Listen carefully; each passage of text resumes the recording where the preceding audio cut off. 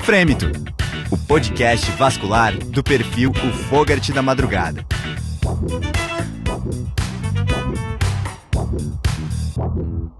Esse é o FRêMITO Podcast Vascular, direto do Congresso Science 2023. Nós estamos sendo apoiados aqui pelo Curso BIZU e estamos honrados em ter um convidado internacional na mesa, o Dr. Marcial Fallas, que vai trocar uma ideia com a gente sobre anticoagulação pós-angioplastia venosa. Marcial, a gente tem muita dificuldade em saber conduzir a terapia anticoagulante, antiplaquetária após angioplastia com stent no território venoso. Qual que é a evidência mais atual? Qual é a forma mais correta de conduzir atualmente? Primeiro, eu gostaria de agradecer ao convite para estar aqui. E temos que entender que são diferentes coisas. Temos diferentes patologias onde vamos usar o stent. Temos a patologia aguda e temos a patologia crônica. A patologia aguda, em muitos casos, vai ser tromboses. Então, depois de que fazemos alguma terapia, como farmacomechanical thrombectomy, temos que saber o que vamos a fazer depois disso. E depois temos os pacientes crônicos que têm o nível ou que têm uma obstrução post-thrombotic syndrome, que é diferente, porque são diferentes necessidades. Então, hemos encontrado que as pessoas fazem diferentes coisas dependendo do que a patologia que estão tratando. A gente pode dividir, então. Pode ser, acho que é uma melhor opção. Se você tem um caso de uma trombose aguda, que você fez a recanalização e implantou um stent, como que a gente aborda a terapia antitrombótica depois? Estive olhando a literatura que temos e é muito difícil porque não temos um consenso disto. Encontrei muitas diferentes opções para tratamento, mas é difícil de fazer um consenso porque a gente faz diferentes tratamentos, faz diferentes terapias depois de So I will try to do this in English because I feel like more confident. Sure, don't worry. Sure. I was a little bit lost with trying to. Your Portuguese was very good. Oh, really? Yeah, it is. That's good to know. Congratulations. But I way better than our English. That's true. So the thing is that we have two different pathologies. I mean, you need to use medication when you are doing an acute case or in a chronic case. And the problem that we have is that difficult to have a consensus when we have different ways to do a treatment. When we are doing an acute treatment, we are going to do pharmacomechanical. If you are going to do pharmacomechanical, are you going to use thrombolysis or thrombolytics, or are you going to do an aspiration? So we have different ways to treat this, and it's difficult because everybody's doing something different. So I've been looking to the literature, and it's been difficult to have like a final decision on how to treat this. And then we have the chronic patients that have like, there are different pathologies. We have the post-thrombotic syndrome, we have the NIBL, which is the non-thrombotic iliac vein lesions. We have a case of the lipoma that was occluding the vein. It was a huge lipoma. So we have different pathologies, different ways to treat this. We do it in different ways. You can ask to different vascular surgeons, and that's something that we saw earlier in the meeting. That everybody was doing different things and have different opinions on this. So first, try to come with one conclusion after doing all of this. It's kind of difficult. So you have to see the different treatments, the options that we have, and also we have the problem that right now we have a lot of medication that we can use after the treatment. We can use blood thinners, we can use antiplatelet, and if we are going to use blood thinners, we have the anti-vitamin K antagonist, we have the DOACs, that we have different types of DOACs. We have rivaroxaban, apixaban, we have dabigatran, we have edoxaban, and we have the low molecular weight heparin and fractional heparin. So we have many ways to do the treatment to the patient and what we are going to do after that.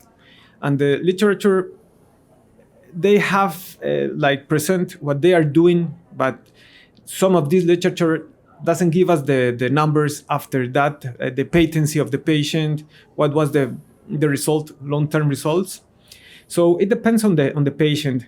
What it's been reported that is that if you are going to do a procedure and the more complex procedure, you will need like more treatment. So there were a few cases where they decide to go just with antiplatelet treatment after using an stent.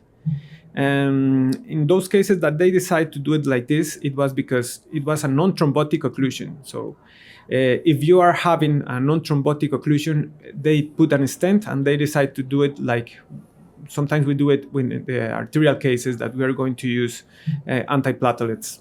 But we can forget that this is the vein territory, so it's different. But monotherapy or double therapy? They have used both, but Okay. most of the cases were monotherapy, and most of the cases were aspirin. Okay. So they were using aspirin. But what was interesting for me, it was that in most of the cases that I have seen, they decide to go with warfarin. They start with low molecular weight heparin, and then they go with warfarin. So that's the most common treatment. I found only one report that they were comparing the low molecular weight heparin with DOACs. And they found the use of rivaroxaban compared to warfarin, it was the same results after 20 months of follow-up of the patient. So there are different ways to treat this, but the people feel more comfortable using the vitamin K antagonist. Mm-hmm. So it's kind of, I was expecting to find like more information, but we have to see that most of these studies were done when we didn't have enough information about the DOACs. So right now we have more information. I like to start with low molecular weight heparin. That's the way I feel more comfortable. And then I will go with some DOAC. That's the way I do it. I try to do it for 2 or 3 weeks, or for 2 weeks to a month, depending on the case, if it was difficult to open the vein. And then I will go with DOACs, and sometimes I begin with antiplatelets. So it's different ways to treat this.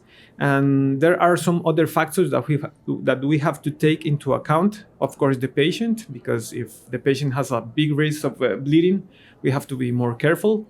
So I won't use this much of treatment. So it's different in each case, and we don't have enough evidence to take like a conclusion to see what will be the best treatment. Sure. Have you seen sometimes resistance of Plavix, clopidogrel, in your practice? In these cases? Yes, for all patients. That some surgeons told me that 20% of patients has resistance of Plavix.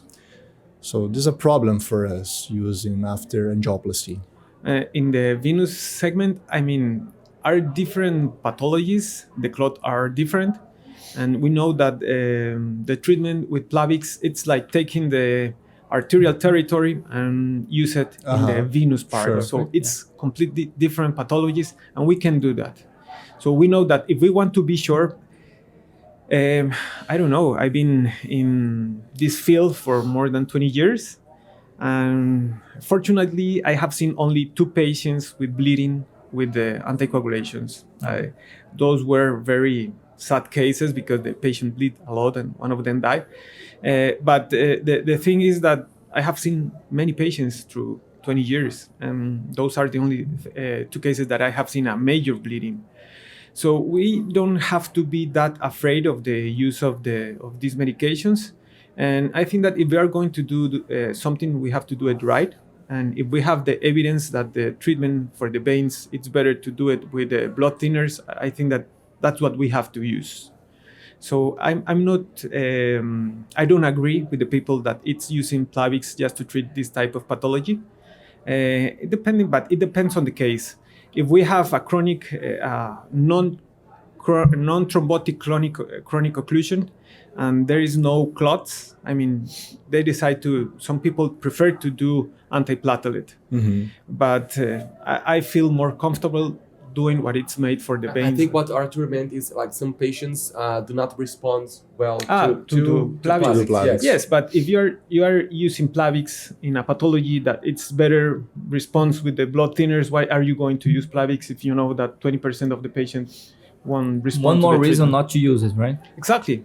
So it's better to go with in which what you know. cases do you use from the beginning antiplatelets and Blood Associated, but yeah. When From the I'm beginning. using stents, when I put a stent, I will use platelets, but I will use the blood thinners and platelets. Okay. And I have done For how long do you use the simultaneously? for 1 month.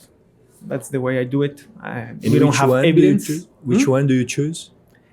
Which one? Which Blood thinner which and one do you the platelets. blood Take thinner. off The blood after thinner. 1 month. I like to use apixaban. I like that is twice a day. I like the fact that it has lower kidney clearance. Yeah. Yes. So the twice a day dose, it doesn't go to the margins of the. It keeps inside of the therapeutic dose margins.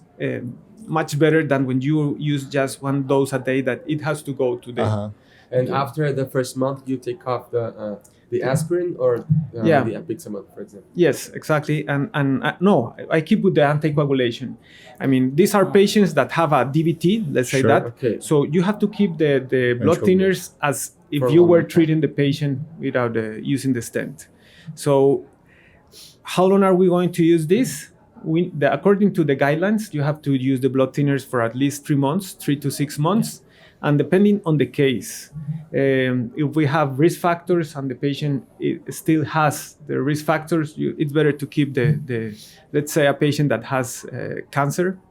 So if the patient is still with the cancer, you are not going to stop the blood thinners because you know that he will have a recurrence of the DVT or the problem.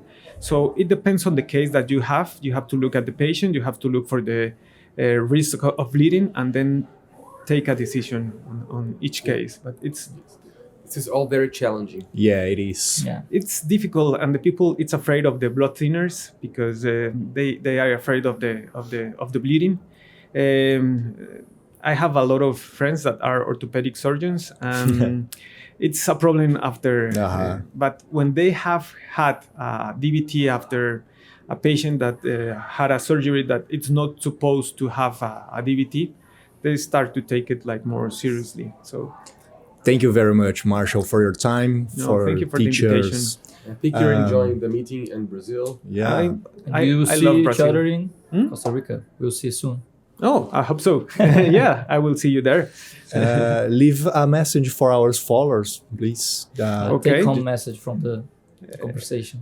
Okay, it's very important to do this, to follow this type of podcast, because we will get a lot of information. It's very important to keep to be informed and take better decisions with more information that we have. So it's very important to keep informed. Thank you for joining us. No, Thank you thank you very for the much. invitation. Thank you again. Não deixe de continuar acompanhando e assistindo os episódios do FRêMITO Podcast aqui no Congresso Science 2023. FRêMITO, o podcast vascular do perfil O Fogart da Madrugada.